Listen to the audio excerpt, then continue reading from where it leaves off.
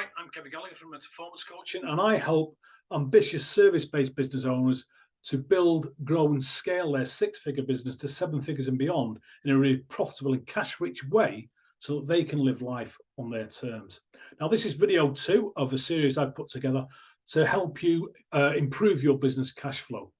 And tip number 2 is positioning payment. And what I mean by that is firstly to make sure that you've got an up-to-date bulletproof terms and conditions within your business that are legally enforceable, and also to make sure that you understand them fully and that they're clear and don't lead to anything that could lead to a different interpretation from somebody that reads and agrees to them. Next, automate everything you can that involves a regular payment or a regular payment pattern. Now, often cash flow problems arise simply because your clients forget to pay you.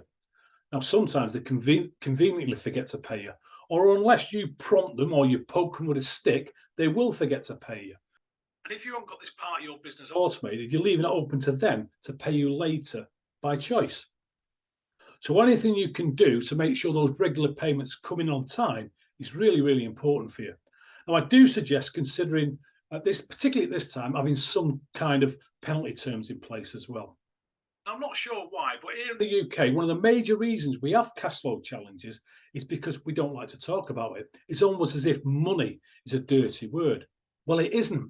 As a business owner, you're going to provide a product or a service, and you're going to do all the right things in terms of service, in terms of delivery, in terms of standard and quality, because that's what the client's asking for.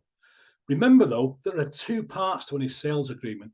There's the part where the client says, I want that, and you agree to give it to him. And then there's the part where you say, I'm going to give you that, and you're going to give me this in return. Everything is in equal balance. The only difference is that your part revolves around money and your client's part revolves around value. Also, during any conversation, don't rush over the payment terms. Often these things are left to the end of the conversation and it gets squeezed, and that often results in ambiguity and late payment. Instead, take your time, making sure your client fully understands about why your payment terms are important, and also reference your terms back to what they're getting from the deal.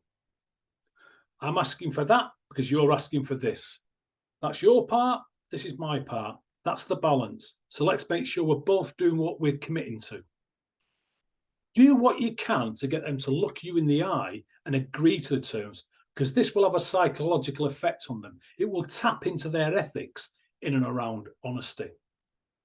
If you're in any way in any doubt about it, then ask them to verbalise your terms back to you and the fact that they understand them and will be paying you on time in full, and they'll also be setting up the necessary mechanisms to ensure those payments are made on time.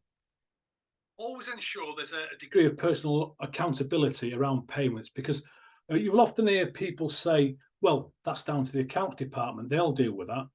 But it wasn't the accounts department that made the deal. The person that makes the deal needs to carry some accountability. And if you involve them in that, it'll give them they'll have a sense of responsibility and do what they can to remove any barriers to on-time payment. And the final tip today is our process, and be clear and consistent with it. Set the tone from the start, but be fair. So as I understand it, this is what you're looking for, and these are all the points you're asking me for, and that's the part of the deal that I'm providing for you. Now over here are all the parts I'll be asking you to provide for me. Are we both in agreement?